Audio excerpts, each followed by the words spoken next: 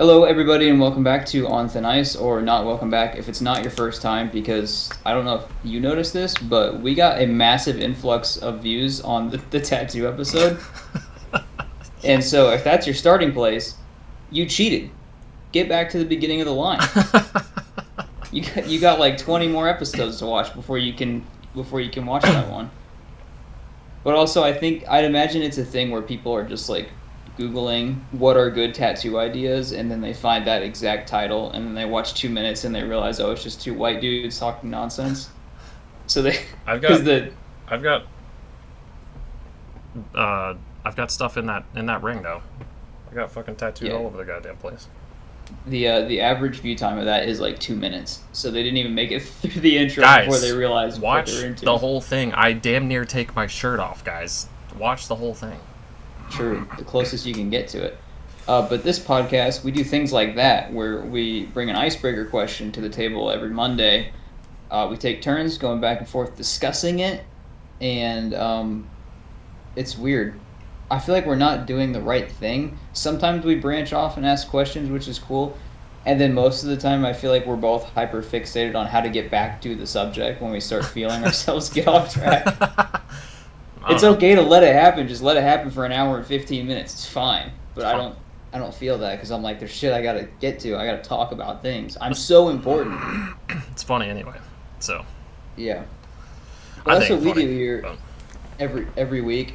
Jacob, you haven't noticed yet. I still different don't know about my office. all I've noticed is that Do things look a little darker? I mean, kind of. But did you paint that wall again? Do you remember when we did a live stream not long ago? Yeah. Where I painted a certain wall white? Is it that one? Yeah, this one right here. Yeah. And you painted over it? So it took me 3.5 hours during that live stream just to paint the wall white. As a primer? And I came as everything. It was done, finished, white, and it looked like a menthol blue afterward. And I came in afterwards and I looked at it and I just looked around my office and I said, I fucking hate this. I hate it so much. It doesn't look right at all. Fuck this. I want it all black, and I went and got more paint, and so the wall is black now. Everything in my office except What color was it before you painted it? White. Before it was blue. Oh, it's the same blue that you have. So it still is a different color then, at least. Yeah. So you didn't paint it for naught. It's just you painted it a different color after you had wasted 3.5 hours. I spent 7 hours alone painting on one wall. I've got one corner that I'm gonna put peel and stick wallpaper on. It's gonna be like a gray granite. I think it's gonna look pretty cool. But yeah, dude, I spent all that fucking I put everything back up on this wall. I put everything back up on it after it was painted white, and I looked down like, shit, hate it.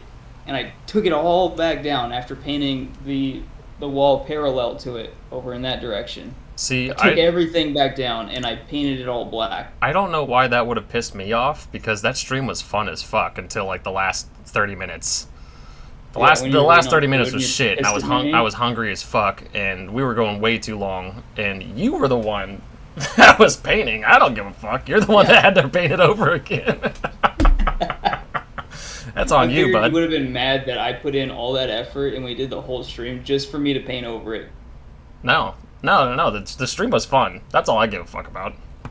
We had a decent enough amount of people like coming in and asking questions and shit, and which I know was only 3, and they were basically asking all questions. But 3.5 if you include Cheeks, I guess. But we had some good moments pulled out of that stream. And I didn't even get all the shorts I wanted to. But the only part I don't like is my empty space now. I took down my Venom poster, so there is just a black hole, a void here in the wall. But I have enough Funko Pops and other white shit that the color still pops a bit. But now it's an entirely black office. You can just get a poster that will inevitably come out with the new Venom of the Venom horse, the symbiote horse. No. And get a poster of that. You want to talk about that trailer as part of the news update? No, from you? I don't. I don't either. That was rough. It wasn't. I wasn't hype enough about it for me to give a shit about talking it, and I wasn't angry enough about it to talk about it either. So I was just kind of like middle of the board. It's okay. I'll watch it. I'm sure I'll like it more than There Will Be Carnage, but it's still, I don't know. The Sonyverse is basically just like, it's gone into the realm of DC for me, where I just don't give a shit. Hey, yep, for sure. Do you have any news then? Any updates? It's been a while. No, I don't. Been playing a lot of Zelda, Tears of the Kingdom. It's pretty much all I've been doing, because all my friends don't ever get on video games with me anymore, so. You want to plug that new Zombies game? I've got certain friends that are still slacking on getting Skur Ritual, and yeah. Apparently apparently Toby's been having a good time with it, but he hasn't messaged me saying, hey, I'm on right now, jump on, bud. Hasn't said nothing to me, so I'm going to beat his ass about that. Do you think maybe you're the problem? I think that's not possible, because I am a fucking saint. But yeah. No, Skur Ritual is fun. Matter of fact, I'm going to message him right now and say, hey, when are you getting on Skur Ritual? And we're going to play it. And you should definitely play it, because it is pretty much exactly what I was telling you in the chat. It's just, it is the natural progression of zombies. It should have been the natural progression of zombies. And, I mean, we all know that Call of Duty and the developers, maybe not specifically the developers, but the higher-ups are fucking tone-deaf to their community. Don't listen to anything that they say. They don't care. I made a point, and I'm sure I brought it up on this podcast as well, that even on their Instagram, but in my video talking about Zombies Definitive, like way back at the beginning of my Rustbeer channel, I made a comment about how even their Instagram is flooded with just dog shit. They're like posting all these hype posts and stuff to get people hyped about these new bundles and shit that you got to spend $20 on, and all these like these quote unquote new features that are just regurgitated versions of the older features that people were asking to have back, and they're like presenting them as new features, which they're fucking not. And the whole comment thread is, make a better game. Why is your game shit? This game is dog shit. What happened to this game? It's fucking run into the ground, all this kind of stuff. It could be a happy birthday post for one of the developers, or somebody in Treyarch or something, and they'll just be like, oh, happy birthday so-and-so. And yeah, and the comments are, make better content. like, that's how you know that you've gone down way too far with your audience, and they just don't seem to care. They don't seem to care, and I don't know how they're still making as much money as they do. I just don't know how. I have no idea. I think maybe it's... Fuck, dude, I don't know, because when I play Call of Duty, if I'm in a lobby, it was usually a lot of people my age, or like there'd be a 4-year difference, either +4 or -4 years in age. And I'm thinking like maybe there are younger people now, like Gen Alpha, growing up with this Call of Duty, and they're not playing a ton of the old ones, and so they're just kind of going through what we went through, which was getting introduced too late to the game, and then just going along playing what's being pushed out to them. I have no fucking clue. I don't know. My sophomores last semester, they were playing World War II and Black Ops 1. I was super happy about it. Yeah, they're going back to older games, which is, again, they're good. Dude, that's what I've been doing lately. I've been going back and, like, well, I mean, a lot of it has been part of me and Derek. We've been going on this, like, retro game kick for a little bit, just talking about, like, older games and shit. So it's made me want to go back and play some of the older games that I used to play. And, I mean, I'll be up front. The old games they play like dog shit, and that's just a fact. They were still figuring out how to do shit. They're still pretty early in the development, even though during 6th gen, PlayStation 2, one of the best-selling consoles, if not the best-selling console of all time, was like just massive, and we were all having a great time. Even now, if you go back and play some of those games, they are rough to play, but it's just because we've been so conditioned now with our new shiny PS5s and our 4070 graphics cards on our fucking computers and shit. Like, it just makes it so much more of a headache to go back and play those older games, even though they are still fun. I still love the fuck out of them. Some of my favorite games of all time are released on the PS1 and the PS2 and 64. Like, I played the shit out of a lot of those games, and I still would, honestly, if I didn't have all these other shiny new ones to play. And when I say shiny new ones, I mean like Diablo 4. I actually recently went back and started playing again because my buddy Cody's been playing, and Tears of the Kingdom, which I know is not super new anymore, but it's just still newer. It's a fun time, man. Tears of the Kingdom's fucking lit, and it's calming, it's peaceful. I can never get anything done because it's just so distracting, but in a good way. It's positive. I'm a fucking kid in a candy shop, just like, oh shit, what's this? I'll go and like try to do something like a mission or whatever, and I'll see something shining in the distance and just like can't get it. I'm like, all right, I got to see what the fuck that is because that's cool. And I played the fuck out of Breath of the Wild. And this is technically the same map, but it's like way bigger, and they changed a shit ton of stuff. So it's kind of not the same map, you know? So I'm, even now, as someone that played the shit out of Breath of the Wild, I'm still finding shit that, like, I'll go back to some of those older places that I went to in Breath of the Wild, completely different now, and like 500 more things to find and shit. It's just nuts. Absolutely nuts. But I am out of touch with the Zelda games, but I've been considering going back. I looked at the PlayStation Store yesterday just to see how much Life is Strange was, the original. Apparently I have it. I didn't even know that I actually bought it at some point, so I might be streaming that sometime. I thought about getting Bully on the PS4 and streaming that fucking horrendous game just to see what happens. Dude, but yeah, people loved Bully, man. People loved Bully when it came out. That was a big deal. I never played it myself, but I know that a lot of people loved it. I was watching, going back through trying to watch PewDiePie playing it. Boy, howdy, did that not age well whatsoever. The game or PewDiePie? Rough. PewDiePie really could not do. Oh man, the stuff that he was saying was very choice. His most recent video, where he took his little one, took his son to the homeland. Yeah, Bjorn. I started watching that. That was pretty cool. Marcia edited it or something, and she just has such a completely different editing style than whoever PewDiePie usually has edit his videos. I don't know if he does it or not, but just fucking relaxing, man. It's just chill as fuck. But anyway, Skur Ritual, damn good game. It's definitely underrated. I don't think people have like got it on their radar yet. I know a lot of people like in the zombies community were like, oh, this is the fucking Call of Duty killer, blah blah blah. Well, no, it's not. But it's definitely a zombies killer. I would argue that, because this is exactly what the fucking zombies community has been wanting for a long time now, like since before Cold War came out. And it's pretty much like it's got everything that Cold War did really well, minus like the armor system and shit. But with like the power-ups and stuff, it feels good to level up your power-ups. The perk systems are really cool. They're basically the same perks as Call of Duty Zombies, but they're just called something else, which is fucking awesome. It's a big slap in the dick to Call of Duty, and I love every second of it. There's a fucking... Dude, the mission where you have to escort the goat to get sacrificed is fucking awesome.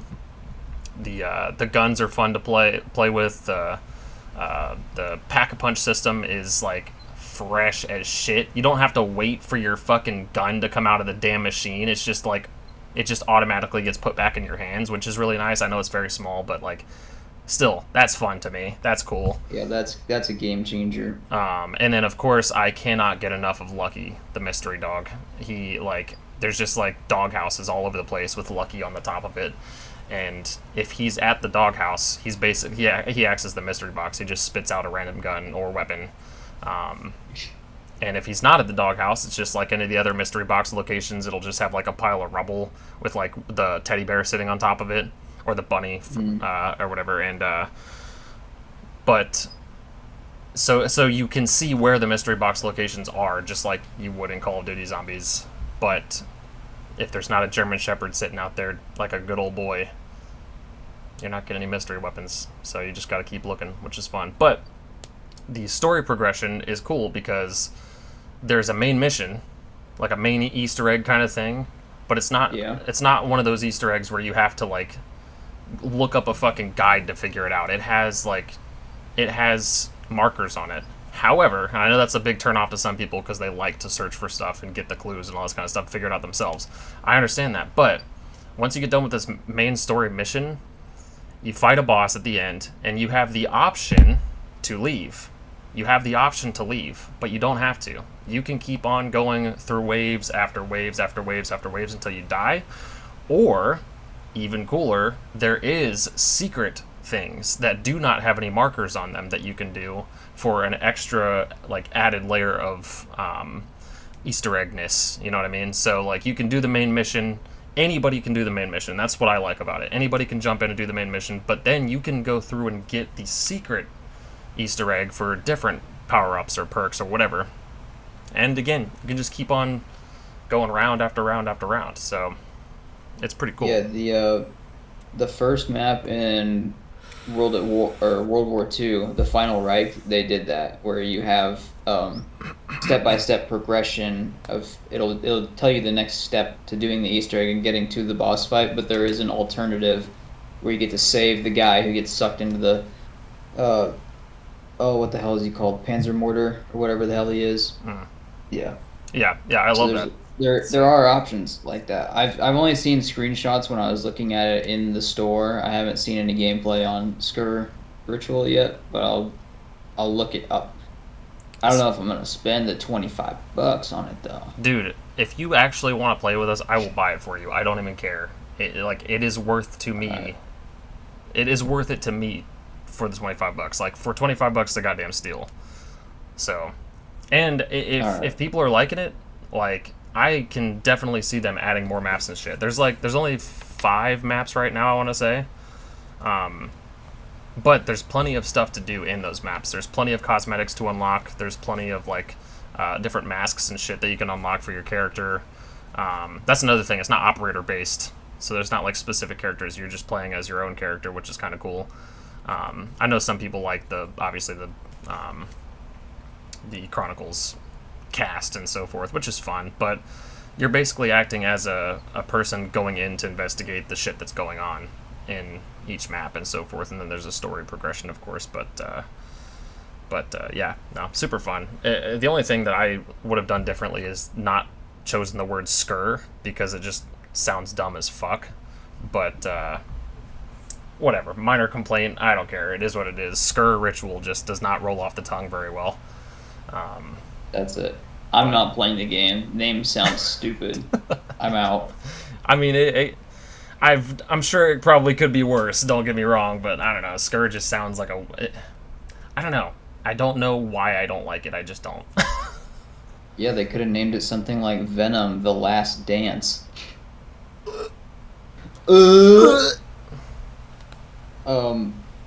I guess I got a couple movie updates. I also have news, but I think it would be too long of a segment to talk about. But for movies, have you seen 2014 Birdman? Mm-mm. The cast is fucking I'm going to talk about 2 movies where the cast is absolutely fucking loaded. But Birdman, I just watched last night, starring Michael Keaton as Birdman. It's got Zach Galifianakis, Edward Norton, Emily Stone, and like a handful of others that I didn't know from anything else. But I think one of the It's Always Sunny in Philadelphia episodes pulled from it. I don't know even remotely how to pronounce the director's name, but it's all shot. Have you seen 1917? Dude, I literally just watched that like 2 days ago. Okay, it's all shot like that. Was so. It's supposed to look like it's all done in one take. Continuous shot. Yeah, dude. That fucks my brain up, but I don't like it as much. But it's loved Birdman. I loved it. Watch Birdman because it's the same camera shot like that. I mean, it's obviously split up at least 4 times, but it's about a washed up actor who played this character called Birdman. Michael Keaton is Birdman, but you can't tell throughout the movie if he actually has superpowers or not. But he presents this like telekinesis ability. But he's a washed up actor trying to make something of himself that's an identity other than a character he played in a movie. So he writes his own take on this play. And he's putting on the play, and the whole time, it's one of those movies that's a movie about the movie or the acting industry, Yeah. And you get to see some really fucking crazy good acting, especially from Edward Norton, who most notably was the Incredible Hulk and in Fight Club. I think those were his two probably most noteworthy roles.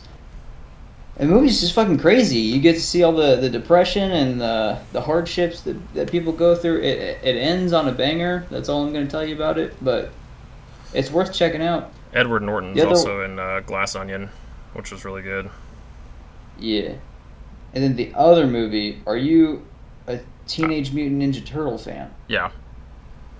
Did you watch Mutant Mayhem, the animated one that came out last year? I have not, no. Fucking great. I know, I wanted to watch it, I just haven't gotten around to seeing it yet. It's on Prime. Let Seth Rogen do whatever he wants. I saw some other fucking white male nerd YouTubers or podcasters talking about it, but I guess Seth Rogen's wanting to do some other movie. I don't remember what it was, his adaptation of something, but they said he has done The Boys, he's helped with Invincible, and now he's done Mutant Mayhem, and they're saying just let him do whatever he wants, and I'm honestly all in favor for that. I used to not care for Seth Rogen because all of his stuff was super raunchy and just gross, but that man can make some shit happen. Oh yeah. That cast, I need to look up the cast, but I know I don't know any of the turtles, but they're played by actual like teenagers, so the dialogue sounds better. But hang on, I'm getting there. Give me a minute. So the people that are in it, right? Yeah, Mr. Beast is in this movie. Jackie Chan is Splinter. Ice Cube as Superfly, which is the main villain in it, and of course, Ice Cube being a villain is always fantastic. Post Malone. John Cena plays Rocksteady. Post Malone is Ray Fillet. I don't know who Jeff Rowe is. Ayo Edebiri, if you've seen I think the latest thing that she's in is The Bear. Paul Rudd, fucking hilarious in it. Alex Hirsch has done voices of billions of characters by this point, I think. And then Giancarlo Esposito, of course, and just a whole lot outside of that. Yeah, this cast is nuts. Holy shit. It definitely worth the watch. It was super entertaining, and I grew up only watching like one of the live action TMNT movies, and I was never a huge fan. The live action ones were not very good. Yeah. Or wait, do you mean like or like the old school, like the old ones, or the ones like where they're early 2000s? So the CG ones, where they're I think there's a more CG in it. Yeah, not like when they open their mouths, you see the person inside the suit. Not that old. Okay, so the ones that what's his face directed. I'm not talking about the 2014 ones from like 10 years ago that Michael Bay did. Michael Bay, yeah. No, I'm talking way earlier than that. Early 2000s, late 90s. They were definitely still like puppets, but I think there was more CG in it. 2007? That's probably it. That's probably a good time frame. This all looks CG. This whole thing's CG. Yeah. I only remember the very iconic moment that's now gone around as a meme where I think is Raphael the red one. Yeah. Cowabunga. Yeah, where it's the camera spinning around him and he's freaking out and screaming. Oh. that's the one that I watched as a kid. I didn't watch him like that one. I didn't watch them super heavy when I was little, but all the stuff that I have seen of them I've enjoyed. And then there was a game for the GameCube, I want to say, that came out that me and my buddy Trey played all the time. Played the shit out of that. I was always Donatello because he just like Donatello fucks, dude. He's so good. But with stick. Oh yeah, he's good. It's good stuff. But Raphael's my second pick most of the time. I think Mikey was my favorite in this movie. Mikey was my favorite. He's the orange man. Yeah, Michelangelo. I'm a Donatello guy. fucking nerd. And then the final movie, I think that's new to me anyway. I never watched the Titanic or Titanic. I think it's the Titanic. I finally watched Titanic. You seen that? Yeah, a long fucking time ago. Good old Probably while you were still in the womb. 1999, 1998, something like that. Beautiful. Yeah. Fucking beautiful movie. Damn good movie. Long as shit. Oh yeah. The ship starts going down, like they hit an iceberg, and there's still an hour left of the movie, and I'm like, what the fuck? I can't sit through this. And then they spend 30 minutes of just people in complete hysteria and panic, jumping overboard. A guy kills himself. There's bodies in the water, frozen, and it's just a masterpiece. It's haunting to watch that. It's good stuff, man. I need really to rewatch good stuff. It's been a long time since I've seen it, but well, that's my corner for updates. Let's hop into this episode. Speaking of haunting and scary shit and bodies floating everywhere, Jacob, today I want to ask you, what are some of the strangest dreams and the worst nightmares you've ever had? I kind of want to get into the. Oh, go ahead. I was just gonna say this is loaded. This is loaded. Am I about to enter a room that's darker than my own? Yeah, probably. Sweet. That's some I'll go there too. It's fine. We'll just go back to the death episode where we go, no, never mind, scrap it all. We'll just cut that. So. But I also want to know, I think before I even hear what any of your dreams and nightmares are, do you think that dreams and nightmares are a way of your brain telling you something, or do you think it's just simply your brain trying to like slow down and recoup from the day? I think that your dreams and nightmares are a product of your mental health. I think that throughout your life, the stuff that your brain just has to digest and take part in, it's just like a release of all of that stuff. And to a degree, I think that it could probably tell you stuff or make you more aware of stuff anyway. I don't think that people are fucking telling the future with their dreams and shit like that, but like it can like make you more aware of like shit that you may not be seeing front and center in your own life.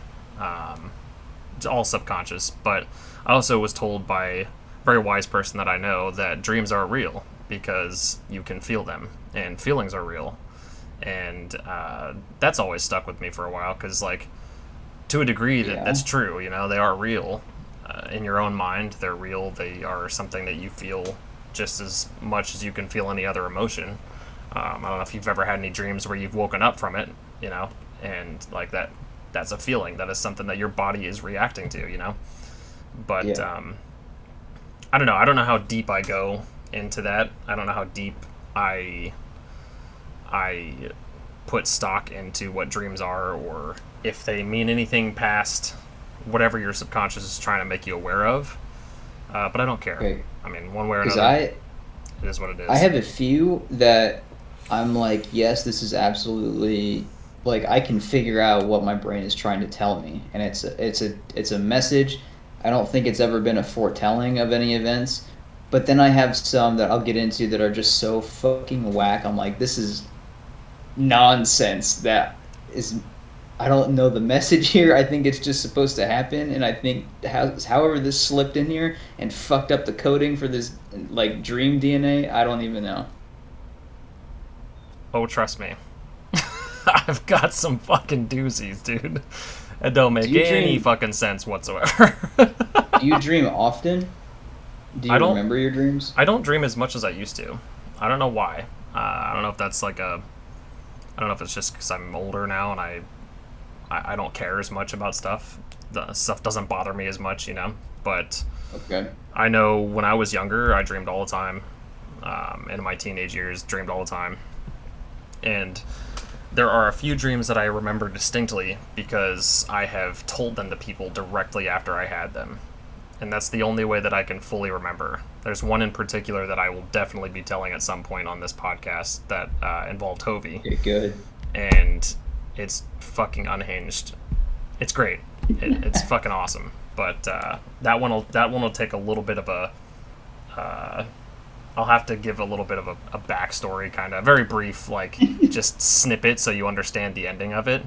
Well, you're not gonna understand any of it. It doesn't make any fucking sense. But that's perfectly fine. It was great. It was great. Okay. Hit me with one. Okay. So, I had one a long time ago. This was a long time ago. This was when I was with somebody that was super horrible to me. Very toxic, shit-ass relationship that I was in. And I was having this dream that we were in hell. And there was this fucking concrete slab table kind of thing. Like a fucking Narnia-type concrete slab table or whatever, stone table. And we were fucking. We were just going ham on this table, okay? Me and my ex, or my girlfriend at the time. And Satan was like sitting in this chair, this big ass throne, just watching us do it the whole time. And for some reason I stopped and I walked up to Monkey from Korn, the band Korn. And actually, let me make sure it was Monkey. I think it was Monkey, but let me check.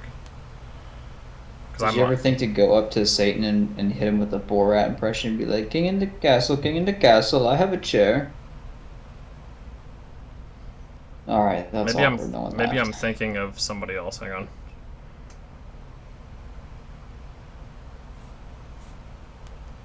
You think Korn deserves to be in hell? No, it wasn't Monkey. It was Brian Welch. I don't know his nickname in the band, but Brian Welch, dude with the dreads. This guy. I walked up to this motherfucker, and I got on my knees. And I was just like in a prayer stance to Brian Welch, and he took this guitar that was in the shape of an axe and he fucking chopped my head off. And he proceeded to pick my head up, go stand next to Satan while he was sitting on the throne with us facing my girlfriend who's laying naked on this stone table. And then my headless body got up and I went back to fucking the shit out of her without a head. While me, Brian Welch from Korn, and Satan watched.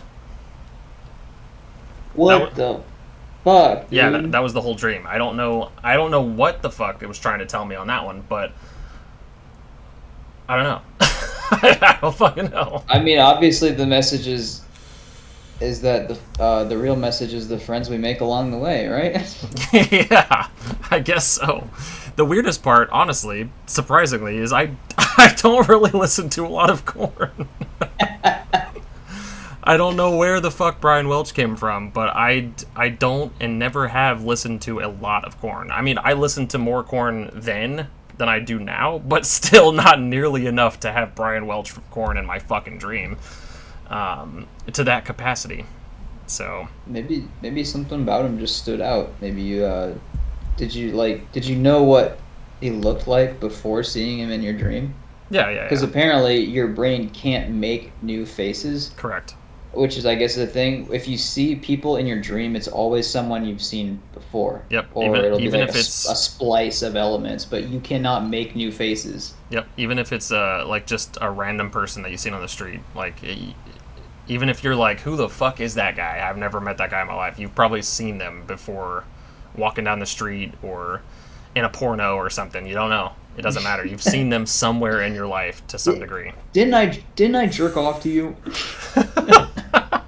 That's when we get into lucid dreamings, and lucid dreams, and you can actually ask them that. I've never had a lucid dream. Have you? I've had two that I was telling myself during the dream that I did not want to wake up from. They were so good. Mm. They were so good and so peaceful and so blissful that I did not want to wake up from them. Like anytime. When I woke up, I was legitimately depressed. I'm not kidding. Oh, no. I think I've done that. I think I've had a good dream, and in the middle of it, I was just rudely awoken.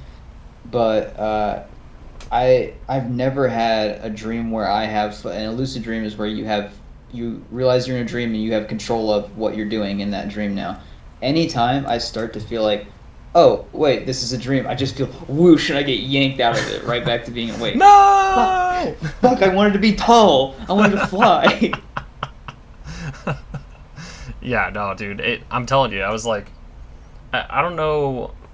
I don't know how lucid it was, but it was real. Like I felt it. I could smell everything. I could see everything. I could feel everything. Like it just felt like I was physically there in this dream. I just felt like I was 100%. This was my life, and I was worried that it wasn't real. B, when I woke up and found out it wasn't, I was severely depressed for a little while. Um, because I couldn't tell the difference between this and my real life. Like it just felt like this was this is just it. This is the way it is. And at the time that I had it, it was the most bliss that I had felt in my entire life. I had never felt this at peace with anything in my life. And Were you having unlimited breadsticks at Olive Garden? What was happening in this yes, dream, man? unlimited breadsticks and Texas Roadhouse rolls, unlimited. Oh, fuck, man, I would never want to leave that. No, dude. So okay, I was old. It would have been at the end of my life if it was real. Period. I had a long fucking gray beard down to my fucking balls. I was bundled up in like really thick coats and shit like that. And I was walking through the woods in the snow. And I could feel the fucking snow crunching under my feet. I could feel the cold on my face. And I was carrying wood up to this cabin that was like glowing in the distance of this like snowy wooded area. Up in the mountains in the middle of fucking nowhere. Alright? And like I kicked the snow off my boots and shit. And walked inside, put the wood down next to the fireplace and shit, where it was just nice and warm. I could feel the warmth all over my face. I was taking my jackets and shit off. And there was this, there's just a log cabin. Super fucking cozy. I could smell like beef stew cooking and shit. It was like surreal, alright?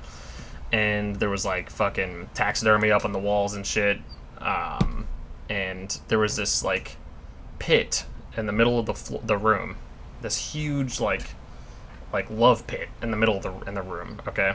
Instead of a couch, there was no couches or beds or anything. It was just a huge pit, and it was filled with like furs and pillows, and like it just looked super fucking cozy. And I took my clothes off and shit, and I just laid there, sitting by the fire, eating some stew, just chilling. Damn. Big fucking chilling, and it was just so fucking nice.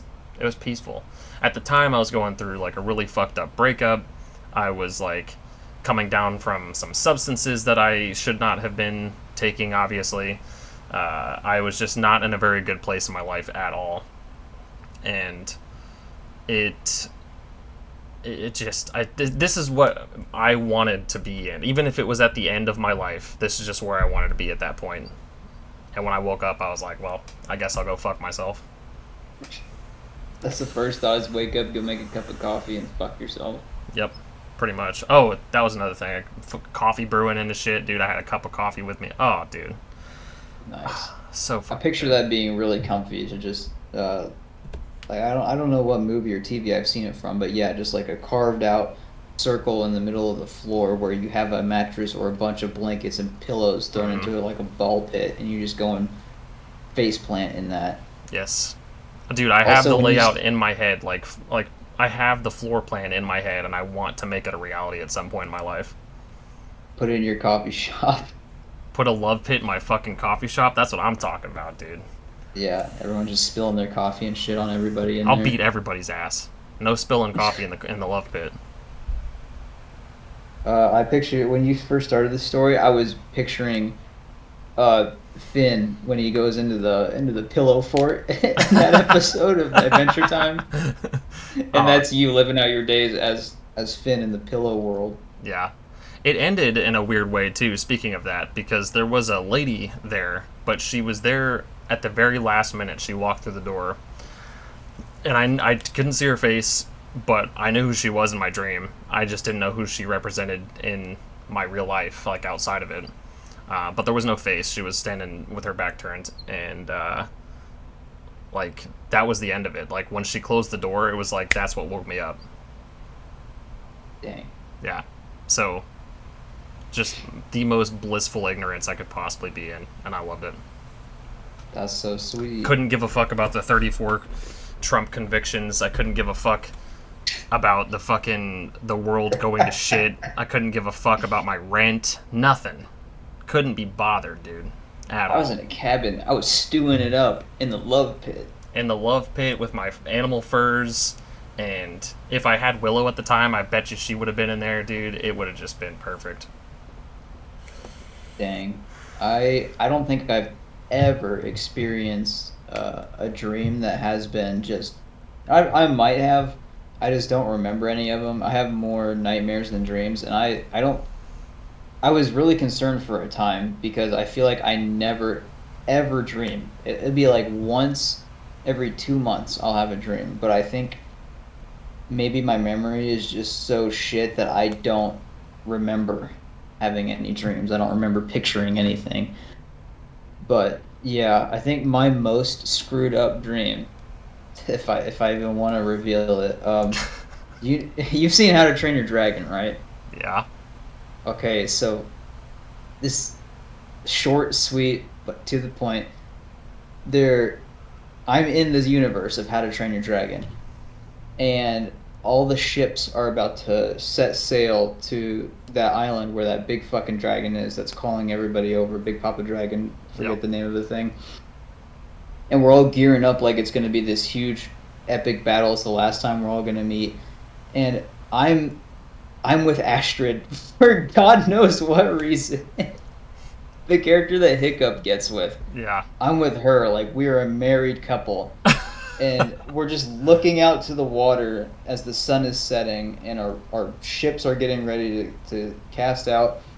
And all of a sudden there's these jumbotrons everywhere around us. It looks like New York City, except they're all displaying Heinz ketchup bottles. What? I have no idea why, but it's all just ketchup bottles everywhere, and we're all sad and tearing up because it's this huge emotional thing, and we're not even... I don't know if we were upset about the ketchup or about the last time we were going to see each other, but that's all there was for me. It was just that. I think I shed a single tear and woke up, and I was probably 10 years old at the time. I was like, what the fuck just happened? Wow. Do you even like ketchup? Beautiful. I do. I don't like it on sandwiches, but I couldn't remember if you were the person I was talking to that said they didn't like ketchup, but I remember I was talking to somebody and they're like, "Oh no, I fucking hate ketchup." I'm like, "You hate it? Are you fucking American? What the fuck? What do you mean you don't like ketchup?" It's A tier. I don't like tomatoes. I do like ketchup, but I would still probably do honey mustard or ranch over picking ketchup. I could agree with that.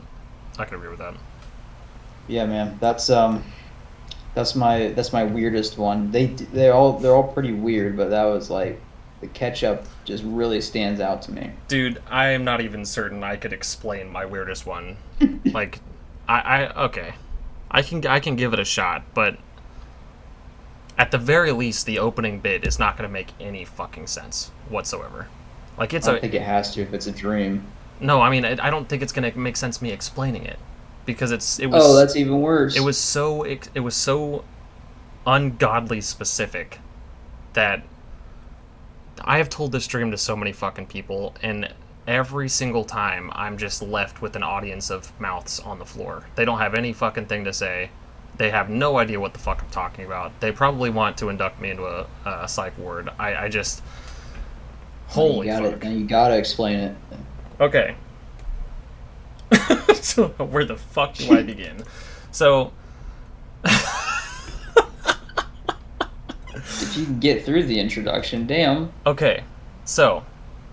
My camera's blurry, but it doesn't matter. So there's these big... Okay, imagine the size of a fucking football stadium. This big football stadium, but it's inside of a building. Okay? There's no windows. All the walls are solid black, but it's in this big box, okay? The size of a football stadium is fucking massive, alright? Yeah. And instead of bleachers or anything like that, and it's not a big circle, like, arena, it's just, like, a big cube the size of a football stadium, and instead of bleachers, there's these big, like, bubblegum pink hills that that are from one side of the fucking stadium to the other side, okay? And they start out flat like this, and they curve inward to create this massive long ditch that's the length of the football stadium size cube, okay? Huge. And they're bubblegum pink. That's relevant for whatever reason, I don't know, but that's just the color that my mind was like, hey, this is what these giant hills are going to be made of. And on these big bubblegum shaped or colored hills that are going into this abyss, basically, when they curve into this ditch, it's a massive abyss. There's no bottom. And it just keeps going forever. There's these massive bumps. Like, if you were to look at two tongues curling in like this on each other, and the little taste buds and stuff, like, all over it, but just on a big scale, okay? That's what this arena looked like. And on each opposite corner of each one, there was this wooden spiral staircase that went up all the way to the top onto this platform that led to a door. The door opened up, and hundreds of people came out of one of them, including me, my buddy... I think Hovey was there.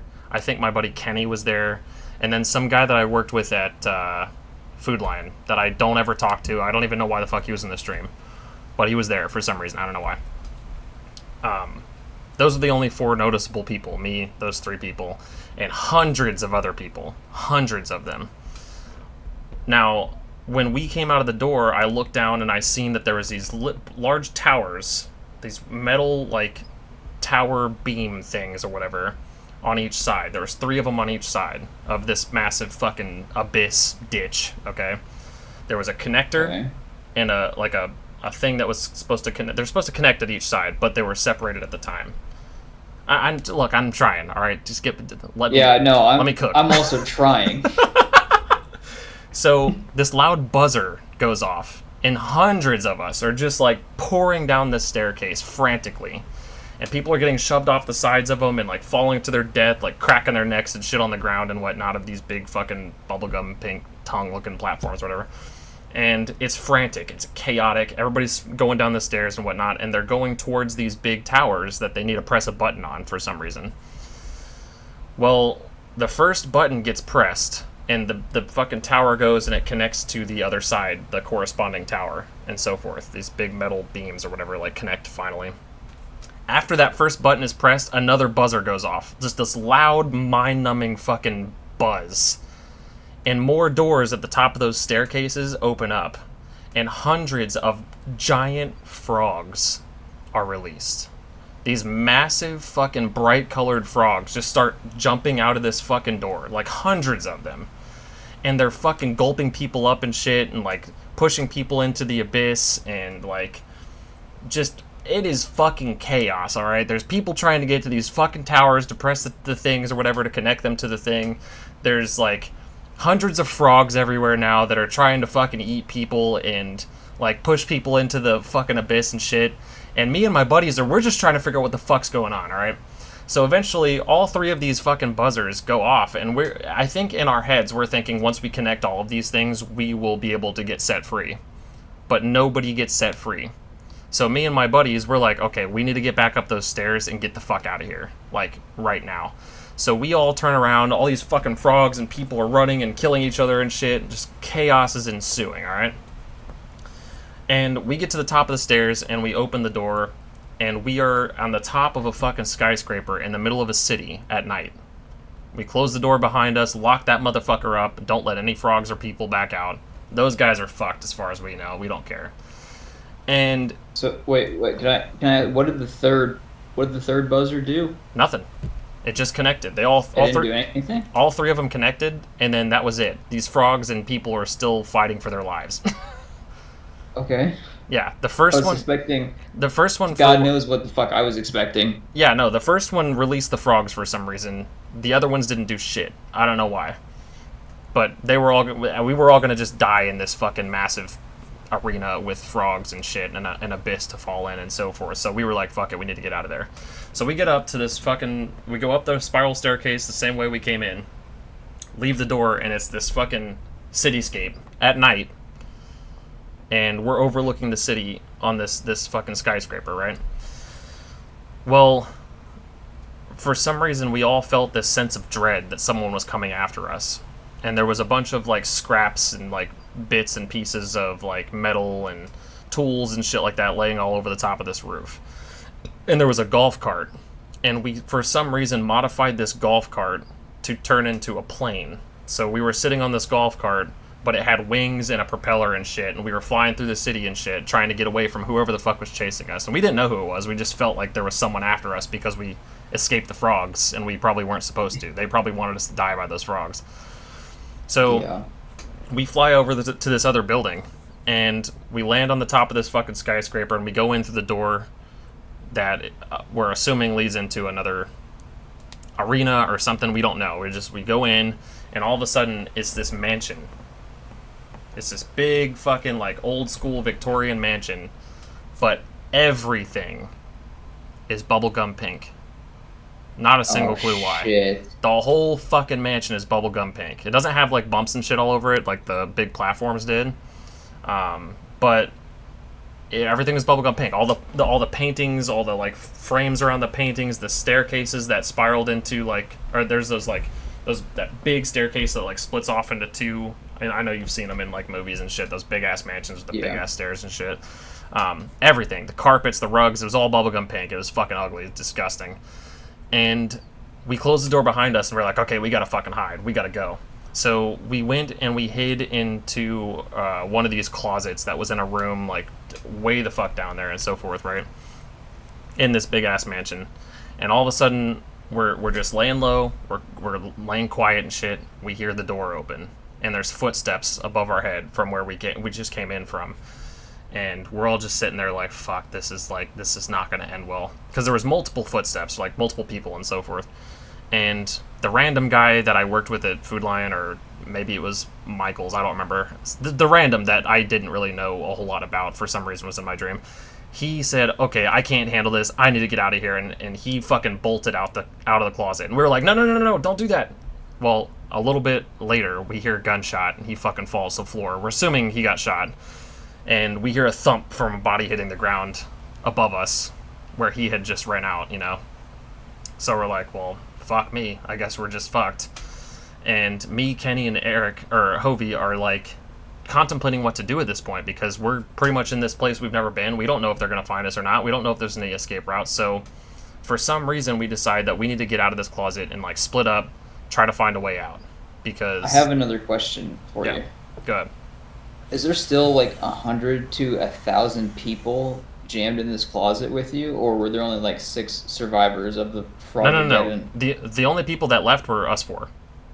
Okay. We locked everybody else into that fucking place. We were not going to risk any of those frogs and shit getting out, and we weren't going to take anybody with us. They were all down there fighting for their lives for the frogs and shit. So it's just us 4. Okay. Just you 4, and you guys need to get out of this closet and escape. Yep. And one of us is already dead, as far as we know, because they just couldn't hack it. They couldn't handle the pressure. They ran out too fast, and he got shot.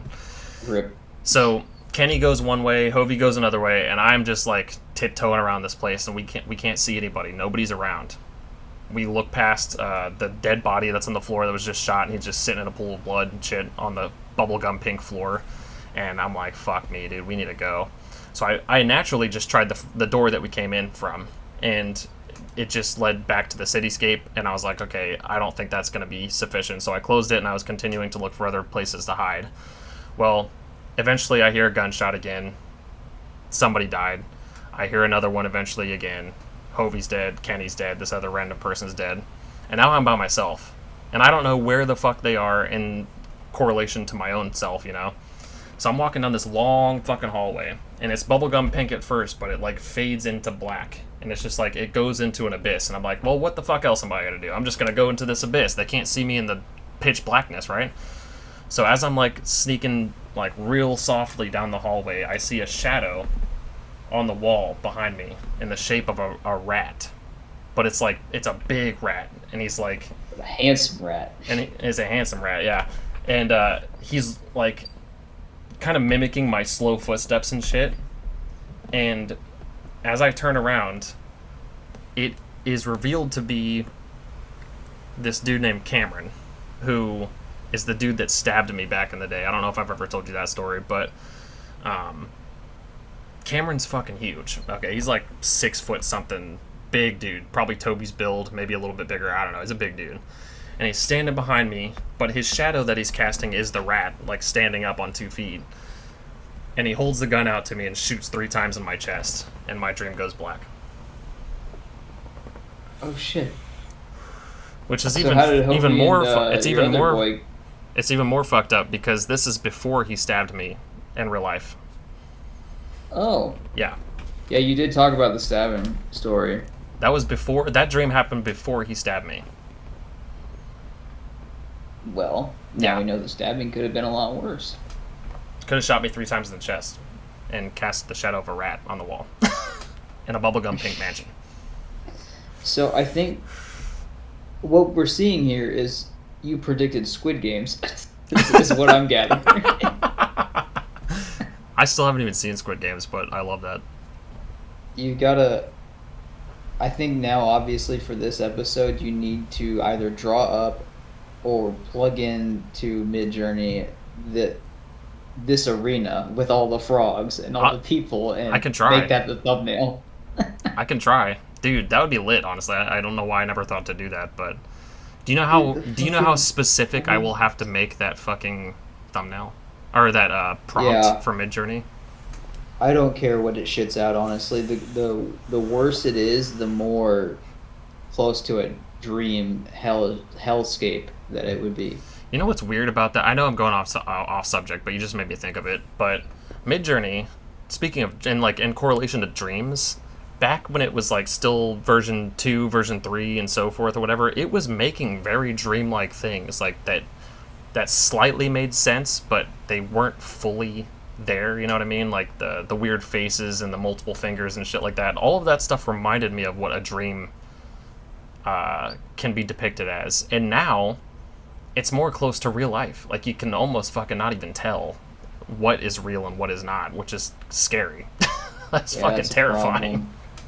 But before, back in fucking version 3, version 2, version 4, all the way up to probably version 4.5, I think, was like super ethereal, just like weird, and can't really comprehend the whole thing that's going on, but you can kind of understand that this is a person, kinda. And that's kind of a landscape going on back there. Reminded me a lot of dreams, but anyway, that's probably the weirdest dream I've ever had, to be honest. That's fair, yeah. Because the whole front and back of the dream don't have any correlation with each other, as far as I'm aware. Unless the people that shot us were the ones that were controlling the frogs and the buzzers and shit like that. I don't know, but frogs are really funny for some reason. I don't know why. I don't know. And I love frogs. I love rats too, so I don't know. Whoever named those MFs frogs nailed it. Those are totally frogs. Yeah, they kind of look like a frog. Yeah. Kind of do, yeah. Oh man, that's Jesus. Yeah, man. That's something Unhinged. going on there. I'm really disappointed that the third buzzer didn't unleash something awful like mayo. God knows what would have I was hoping it would, at least for completionist's sake. Yeah, but you're just left disappointed. The only one that released anything was the first one. Well, no, you said the first buzzer released a wave of more people. Frogs. And then the second one was frogs. Yeah. No, the first buzzer was just letting us start whatever this fucking thing was. Yeah. And then when we pressed the button on that first tower, the frogs, yeah. But the second tower didn't do shit, and the third tower didn't do shit. Were these massive, huge, like, you said they were eating people frogs, or were these just like an army of colorful rain frogs? Because that would also be scary. Big frogs. Massive fucking frogs. Okay, because when you said bright, I was like, oh shit, they're poison dart frogs, because in nature, anything that's like bright colors, they're usually poisonous. Yeah, no, when they shot their tongues at people, their like tongue pad at the end of their tongue was like wrapping around people almost and like pulling them in. That's how big they were. Fucking huge. That's scary as shit. Like straight up some World of Warcraft style frogs. I wonder what that means, because there's I'm not a dream interpreter and I've not looked into like any of it, but I know if you see certain animals in your dreams, it means something, or if you experience something very specific in your dreams, it also means something. Like if you fall in your dream, it means something. If you die in your dream, it means something. seeing like a moth or whatever. It's all Yeah, symbolic. fuck if I know. I Yeah. see old people in ketchup bottles in my dreams, so I don't know. I see myself getting decapitated by Brian from Korn and fucking my girlfriend on a stone slab in hell.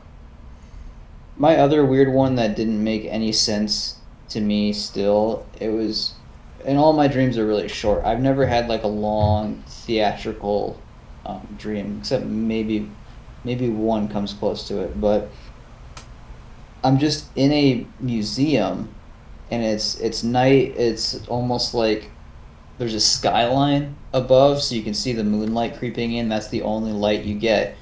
And things are covered up in sheets. So it's like an abandoned place where you don't want to get dust on stuff. It's not a specifically Smithsonian or anything grand, but it's an obstacle course that I'm trying to run around. And there's a short, fat old lady and a tall, lanky old lady chasing me Like the James and the whole Giant time. Peach. Yeah, like those two. Like And they're Aunt Spiker and Aunt Sponge. yeah, yeah. Except there's no giant peach and there's no sweet ass millipede or caterpillar, whatever that dude was.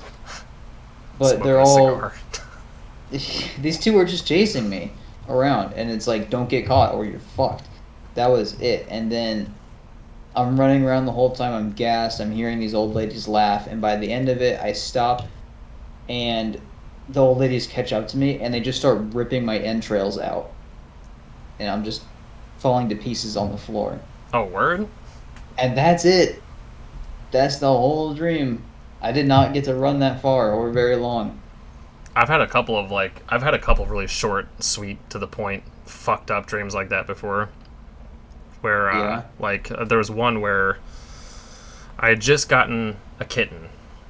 I had just gotten this kitten. It was a little gray striped tabby cat, and a tiny little fucker with a big ass head. You know how kittens are. And loved the fuck Yeah. out of this kitten, dude. I loved him. He was my best friend, dude. I love this kitten so much. Rest in peace, Jack. But I named him Jack after all the famous Jacks in the world: Jack Sparrow, Jack Black, Jack Skellington, all the Jacks and shit. But anyway, that's irrelevant. So it was when I lived in Virginia on Maple Drive. This is where the dream starts to take place, and it's nighttime, and I'm standing in my front yard, and I just get this overwhelming sense of dread. So I start running down the street underneath all the street lamps and shit like that. It's dark as fuck, and every time I pass under another street lamp, another horror movie villain pops up behind me and is like chasing me. So obviously you got your fucking Freddy and Michael and Jason and fucking Pennywise, like all the big ones, Ghostface, Chucky. Chucky was the worst one for me. Like when I was little, Chucky fucked me up more than anything, and I don't know why. But I'm running and running and running and running and running, and eventually they disappear. They're gone. So I turn back around and I start walking back home. And I'm walking home really slow, very really like weary. I get into my house, I get into my room, and it's quiet, it's dark, and I can't see anything in my room. And it's kind of after being chased by a bunch of horror movie villains, I'm scared shitless. So I turn my nightstand light on, and it reveals all of these dudes just in my room. They're Oh, just all standing there, and I'm like stuck in bed, frozen with fear.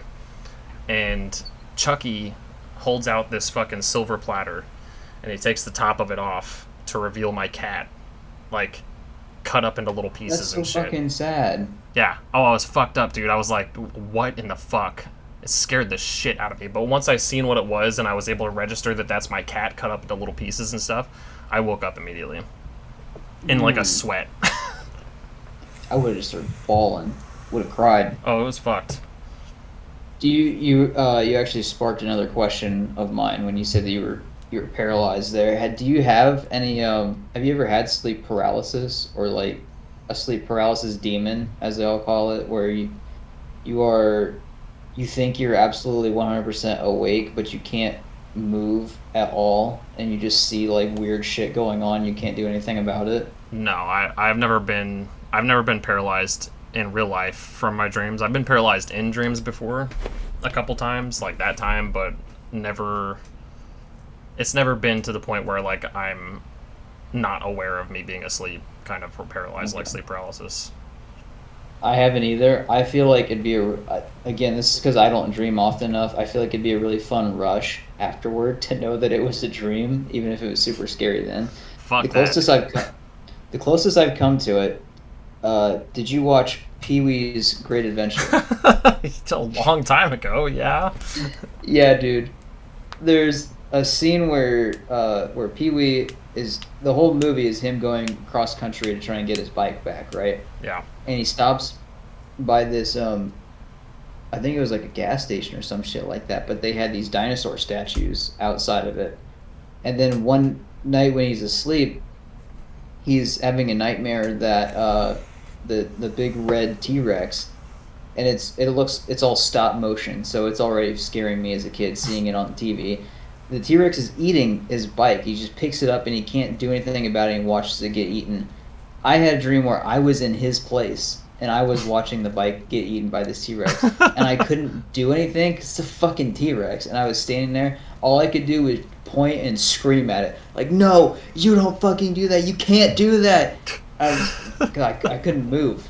I was ready to get eaten and die. That was like, I'm done here. Dude, That was it for me. being paralyzed in anything is like the worst feeling ever. Yeah. Is the worst. And sometimes it's not even like, oh no, I can't move. I'm trying to move. I'm so scared that I can't do anything. I can't move my body at all. That's what that dream was like for me. Yeah. And also I fucking hate being paralyzed. when Big Marge shows up in that movie and the eyeballs pop out, that scene fucked me up. That scene got me good. Yeah. I had to turn away. It scared me. Yeah. I gotta stop with claymation and stop motion. That shit needs to be banned. No, I love claymation, dude. I love stop motion. It's one of my favorites. I've always been obsessed with like Nightmare Before Christmas and even Tim Burton's like earlier just project films that he did, like short films and shit, like Vincent, or the really creepy fucking Disney one that he was trying to get Disney to okay, which did not work because it's fucking terrifying. As his stuff is. No, like this makes his shit look like a fucking Barbie movie. I'm not kidding. Like it's fucking Okay. terrifying, dude. I was like, Timmy, what are we fucking doing, dude? What is going on here? Bert, my boy, you gotta stop. Bert, my boy, you can't keep living like this. Well, I guess of course I did love Pinocchio, but Oh, dude, that Guillermo was del Toro's so good. Pinocchio, but Chicken Run was also like top tier I love Chicken claymation. Run. Did you watch the second one? Yeah, It is awful. I didn't want to talk about it on here as a movie update. I get 2.5 out of 5. It was okay. There's some creepy moments when chickens are getting literally processed into a KFC bucket of nuggets, but like it could not hold up to the first one. When Not we even were fucking watching it, close. when Lou and I were watching it together, because Ginger's going through having actual PTSD flashbacks of the first movie. Yeah. Lou's like, "Holy shit, this is like the Holocaust." I'm like, "Yeah, that was the whole movie. Chicken Run was just fucking chicken Holocaust." It's Yeah. fucking terrifying. It's horrible. Also, they replaced Yeah. like pretty much all the voice actors. They're all different, Yeah, which was not cool. Rocky was just such an annoying motherfucker the whole movie. Yeah, the whole movie was pretty bad. Pretty bad. Bella Ramsey though Pretty bad. didn't save it. No, it did not. Yeah, no, I've never had any sleep paralysis demons or anything, or I've had recurring animals. Rats are constantly in my dreams all the time. I've That's something we had could dive into. my scarecrow that I draw all the time, the one that was my persona for fucking everything, still is for the most part. Also came from a dream. Came from a little mini series of dreams. I'm not kidding. That was fucked. Do you have one dream that is recurring that you've been to several times? The cabin one that I mentioned that was like lucid as fuck. That was the other one that I had. It was pretty much the same dream, but just played again. Like I've had that dream twice, basically. Which was a bigger double fuck you that I got to relive it again, only to wake up. But It's a little escape, little peace. yeah. I've had... I don't think I've had any recurring dreams that are like... Okay, there has been one, which was another good one, to be honest, which I don't have very often. I don't have great dreams very often at all. Most of them are nightmares. But this one, I was in this forest, and it was like a really fantasy, like magic fairy forest kind of thing. Like all the colors were super vivid. The trees were abundant but very spaced out, so like you could see through a lot of them.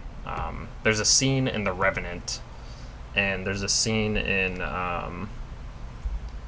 another big movie that kind of reminds me of it, but just brighter and more vivid, and like you can see all the trees, but they're spaced out, so you can see people walking through it if there was people. But it was just me walking through the woods, just chilling, and I'm wearing all white, which is, again, not something I do.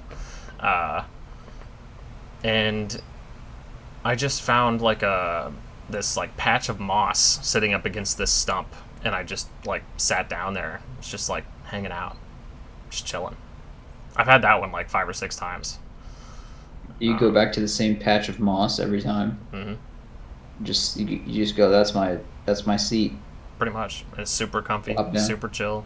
It's like fucking like sparkle dust and shit in the air, like the fucking sun rays beaming through the trees and shit. That's asbestos, Jacob. You're walking Breathe through it all in. Wonderland, and it's actually just the set of The Wizard of Oz. Oh god, that'd be awful, dude. That'd be fucking awful. But you pass by Judy Garland, and you're like, "Hey, you got any cigs? Any diet pills? Got any Percocets, painkillers and shit, Adderall?"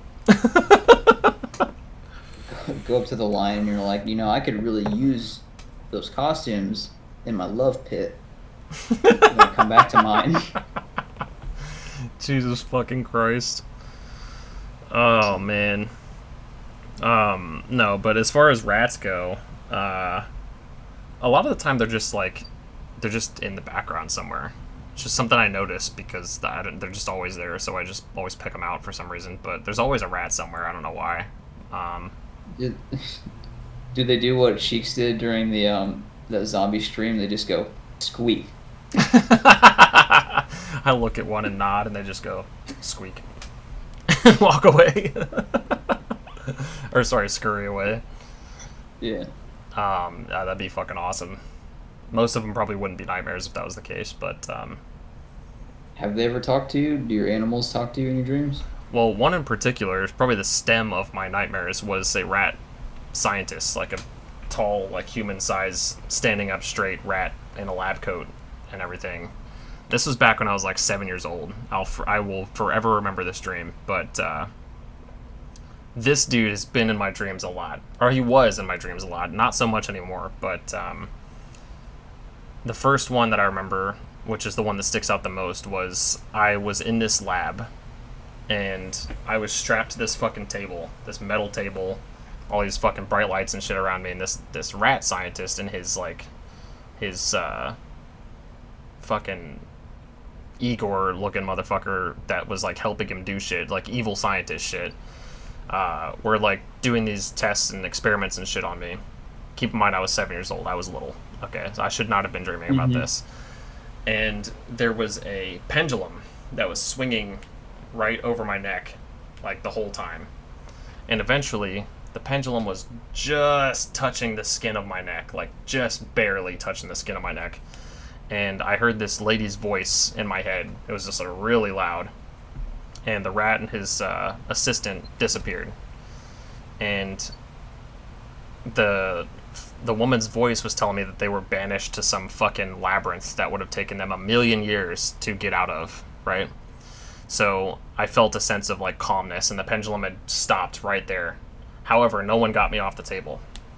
So the dream cuts to this rat scientist and his assistant in the middle of this fucking labyrinth, this huge like hedge maze kind of thing. And I don't know if you've ever seen any like rat tests and studies and shit where they're doing mazes and stuff like that. They're very, very intelligent.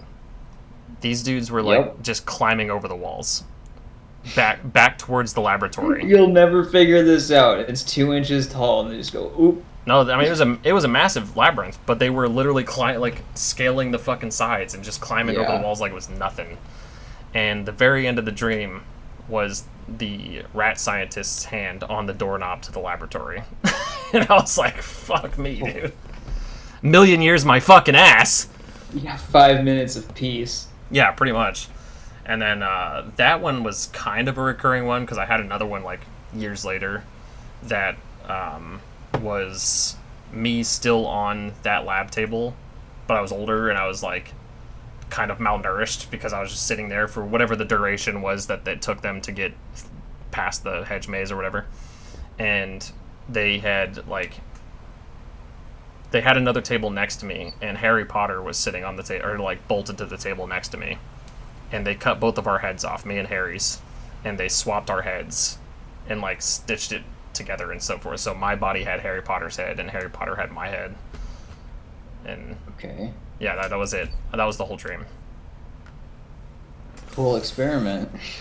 Yeah, I don't know what the purpose was. It's just I was really into Harry Potter, I guess, at the time. I don't know, but yep, not enough to get my head replaced with his, but. They come up to you with an axe and it's like goblet of fire. They're like, head of a stranger? And stop you right off. I'm trying to get Voldemort to come back. Fuck yeah. That'd be awesome. Yeah.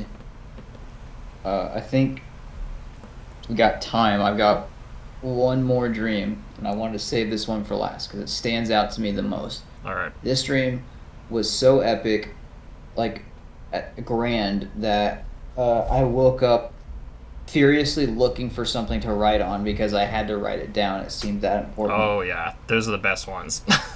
Where you wake up and you're like, oh fuck, this shit's good. It's gonna win me millions. It's gonna be the next fucking Avatar. We're doing this shit. Yep. James Cameron, I need you to get up out of your submarine. We gotta write this movie, man. But I don't think I've talked about my aunt on here at all. And there's a shitload of lore that I can't even begin to start. But my Aunt Carrie was basically like my second mother, who I would go over to her house with my cousin all the time while my mom worked, and she's just the sweetest fucking human being on earth. And the reason she died is still not fully clear, which is a huge, scary ordeal for my family and obviously her son. But I even keep a cross on my dog tags for her, just because. And anytime we would go to church services on Sundays while I was in basic training in AIT, I would just go and I'd listen to the hymns that they're singing, and I would sit there and I would pray, and I would just talk to her. It was what I felt like I was doing. I would ask her to help keep me safe and thank her for everything. Whether it's an actual religious belief or not, who knows? That's the kind of connection I have with her. But the dream, it just opens up with me on a fucking battlefield. I've been in the military for 6.5 years now. I think at the time of the dream, I was like fresh out of AIT. I had to have only been 2 years in the service or some shit like that. But I'm on a battlefield, full fucking gear. We're firing at an enemy just across the line, not too far away. You can see it looks like the Flash movie, where all it is just sand, because they have a really shitty set built where it's just sand and a couple tanks or whatever. They don't know how to make a fucking movie, and I don't know how to dream properly, I guess.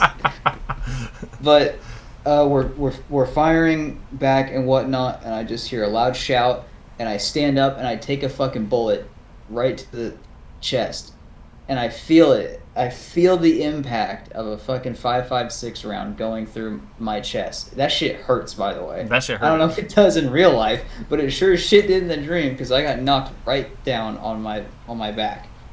And when I woke up, I was actually in heaven. I think it was. It was a whole just white space, and there was nothing around at all. And I get up and I'm greeted by my aunt, and I'm like, holy shit! Like, I just say, holy shit! It's so good to see you again. Like, I have so many questions for you. She doesn't say a word, just grabs my hand, takes me into her old house, in the village where we all used to live, because she lived like 2 minutes down the road from me from a walking distance. And all of a sudden, like, I'm seeing flowers pop up around the house. I'm seeing geodes that she used to care about so much. It's all still a white backdrop, but the house and everything is there. There's a bit more color. And we go in, I just sit down, and she makes me something to drink. I don't know if it was tea or whatnot. And I can't remember the conversation we have. I have the dream written down, so there might be more lore there. But that happens. I don't get any clear answers from her. But the only thing I remember her telling me is, it's not your time yet. And I'm like, what does that mean? And I get right back up, and someone's like suturing my wound, and they're pulling a bullet out of my chest. I just walk right back out of the infirmary tent, and I'm right back on the front lines. Shit scared me and made me feel so happy. I woke up, I was like crying. I got a pen and paper, looking around for just something to make sure that this doesn't leave my head, because I knew I was going to be thinking about it so much. Hell yeah. Crazy feelings that a dream had on me. Oh yeah, dude, dreams are fucking wild, man. And it's just insane how much you can feel them, even though like it's all in your head, you know? Like it's weird how much you can like physically feel from dreams and stuff, even though it's just your subconscious regurgitating your feelings and emotions and all that shit. It's fucking crazy. Yeah. Even if it's something ridiculous, like, big frogs everywhere. My God, they're gonna eat us. Speaking of ridiculous and battlefields and James Cameron fucking making it into a movie, that brings me to my final dream, because all of those things are prevalent in my dream as well. This is the one with Hovey. This just fucking is batshit, and I fucking loved it. And I was just like you. I woke up and I was like, oh my fucking God. I was in like a drunken stupor waking up. I fucking went straight to my computer, and I was like, I had a message typed out to Hovey, like typing out every detail that I could possibly remember in the dream. And I sent him this dream without any context. I was just like telling him the story that I just fucking witnessed in my head. And then eventually I was like, dude, that was just my dream last night. And he said, dude, that's wild. I had the same dream. God, like, you son of a bitch. No, you didn't. But anyway, so just a little bit of context. Back in the day when Hovey and I would hang out all the time, we would get super fucking bored while he was hanging out with us sometimes, and it would just be me and him for sometimes. And I'd be like, hey, Hovey, what you want to do? And he would just sit there on the couch, do it, like playing a game or like watching a movie, or sometimes not doing anything. He would just sit there and casually say, I'm doing it, man. That's it. He would just be like, I'm doing it.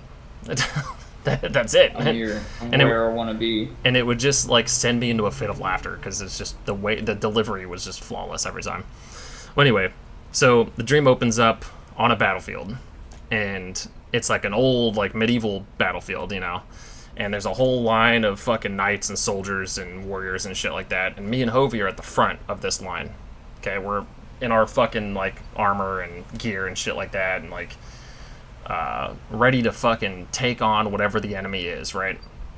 And it fucking pans over to the enemy side, and it's a horde of demons. Just fucking brutal, massive fucking demons. There's a fuck ton of them flying through the air and shit, and like there's big ones with big ass horns and shit, and like skulls like over their face and shit. It was nuts, alright? My kind of fucking dream, alright? So hell yeah. Immediately Hovey and I are like charging, and it's one of those like really slow-mo shots with no audio that you hear in like that you see in like a movie, but all of us are charging into battle screaming and shit, but we can't hear anything. It's just like this big fucking epic moment, and there's just a bunch of different flashes of like us killing demons and demons killing some of our men and shit, and it's just a back and forth battle scene. It's fucking sick. You could put any metal song over this fucking shot, and it would make a beautiful fucking movie scene. And after a little bit, it goes black, and it fades into the aftermath. There are just bodies forever, just like on this big-ass battlefield. Bodies of demons and humans alike. It doesn't matter. They're all fucking twitching or dead or whatever, just everywhere. Hovey and I are the last two standing. and we are covered in fucking blood. We can't tell if it's our own or the demons or it's one of our comrades or whatever. It doesn't matter. We're covered in it. Our armor's all fucked up and decrepit. And we go around and are just checking the battlefield for any survivors. Well, eventually, we come back to this little camp that we had set up, and it's nighttime, and we start drinking some ale or whatever the fuck we're drinking out of these big tankards and whatnot. We get drunk, and we go back out to the battlefield, and we start, like, just having a great time. We're, like, teabagging some of the dead demons and shit, and, like, cutting off their heads and using their skulls as, like, drinking horns and shit like that, and, like, having a great fucking time, drunk as fuck after this battle, and just celebrating the fact that we're not dead, basically. Well, we go back to our camp, and we're just, like, leaning up against these fucking, like, big logs that are sitting there, just leaning up against there, just exhausted. Just fucking pooped. And we're just laying there, and we both drift into sleep. Or what we thought was sleep, anyway. And when the dream comes back into the next part, we're in space. Hovey and I are floating in space. But all the colors are inverted. So the endless expanse of black that you would normally see in space is white. All the little pinpricks and stars and shit around are black. All the planets are weird, vibrant colors and shit, and we're just in this big, floating, inverted, colored space. And Hovey and I are just, like, floating there. Just fucking exhausted, wounded, covered in blood, coming down from being drunker than we've ever been drunk before. And Hovey looks over and he says, "Jake, are we dead?" And I said, "No, I think we're just dreaming the same dream, man." And he's like, "Oh, that's fucking sick." And I look back over at him and I said, "So, what do you want to do now?" And he just looks over and he says, "I'm doing it, man." And I fucking start busting out laughing in this dream, dude. I'm fucking laughing hysterically, so loud that eventually my whole body just blows up into confetti. My fucking god, my whole man. body just explodes like a fucking piñata, and there's just confetti just floating in space real slow, and Hovey's just sitting there giggling. That was the whole dream. He's like, "Nice, dude. Hell nice. Hell yeah." Guys will look at this dream and go, "Hell yeah." Hell yeah. Hard. Hard. Dang, dude. But yeah, all right. I fucking said that to him, and he was like, "Dude, that's crazy. I had the same dream." You son of a bitch. No, you fucking didn't. That's a really good line, though. I've never, like, had someone tell me a dream, and I haven't thought to be like, "Yeah, man, I had that same dream." That's really funny, though. Oh, yeah. Dude, Hovey's he's just so fucking witty. Like, he always has something like that to say, and I don't understand how the fuck he does it, but... Gotta get him in the Pizzaverse, too. We had him in the Pizzaverse 1, man, so we're gonna have to get him in Pizzaverse 2. Yeah. Listing off another long-ass list of symptoms. If we can get... I mean, we couldn't get a prison hallway, but how hard can it be to get a doctor's room, right? Can't be that hard. Well, just use the emergency room. I mean, it's not like people need to be in there all the time. It's for emergencies, so it's supposed to be fast, right? You just get people in and out. In and out. Yeah. Fast as fuck. We'll figure it out. Yeah, we'll fix it. We'll turn it, black and white. Yeah, we'll fix it in post. Black and white fixes everything. Sure does. God dang. All right, well, this has actually been a riveting tale. It's been a solid episode, for sure. This has been some A+ stories from you, and I cannot wait to see. I'm making you do the thumbnail for this one. Just type some shit into Midjourney, because I'm gonna try. I'll do my best to get that arena set up. If not, you and Hovey out in inverted space. Yeah, I started painting that. I started painting a big canvas of that, and it just wasn't turning out how I wanted it to, so I scrapped it. But I'd like to like physically paint that and have it hung up somewhere. That would be sweet as fuck to see that. Yeah, I started doing it a while ago when I was still living in Iowa, but I don't know, something about it was just not working how I wanted it to, so I was like, nah, fuck this, I don't want to do this anymore. But fair enough. Do you have any last minute things you want to say about dreams? Any thoughts on the subconscious mind, dreamscape? If you're trying to remember your dreams, if you're trying to lucid dream, write them down. Write them down, send them in a message, something. Whatever the case may be, if you want to do that, you have to do that consistently. Sometimes you can have them induced without knowing, but if you're trying, like actively trying, you have to continue to write them down, be persistent, all that kind of stuff. I know a couple people that do it regularly. That's how I know. I personally have not done that, but apparently it works. Yeah. The fun fact I just found out the other day, as a matter of fact, apparently, and I don't know if this is a fact or not, but a fun little snippet of possible fact, I suppose. It's probably subjective, but I heard that if you sleep with your socks on, or if you sleep on your left side, you're more likely to have nightmares. Really? Yep. Also, I found out that this is one that I had found out a long time ago, but apparently if you eat pickles right before bed, you also are more likely to have nightmares. Yeah, my advice was going to be drinking apple juice is one that has shown you will have more like crazy dreams, or you will dream more. You'll see your dream more often. And the other one is obviously melatonin. Melatonin dreams are on another fucking plane. Or Benadryl. It makes no sense. Melatonin will fuck your dreams up, dude. Yeah, melatonin's been the one for me that's like I've dreamed almost every time I pop a little melly right before bed. Melly. Yeah. Yeah, don't just go into your bathroom and take out the whole medicine cabinet and just start fucking chomping and see what happens. You'll have a dream eventually. Gosh, I got a bit for this. I could, just pop out some whole thing of a leave. Don't, please, for the love of God, do not overdose. That just go drink. We're not condoning that. Just go drink a bottle of eye drops. I'm sure something weird will happen. Contact solution. Do not do that. I have eardrops in my medicine cabinet. Do you think eardrops would help if I drank that? Eat a whole entire ear candle. One of those fucking those candles that you put over your ear to like drain them and shit. Yeah. Eat a whole thing of those. Something weird will happen. I guarantee it. Good God. Eat like a Slim Jim. Yeah. Take a whole gallon of apple juice and just see what happens. That might be kind of fun. Yeah. Apple juice makes you poop though, so I bet you careful. If you just drink a whole like one of those tall boy cans of just regular Monster and take like 2 Benadryls, your brain will explode. I feel nothing and everything at the same time. You start freaking out, season up. Chase it with a shot of espresso too.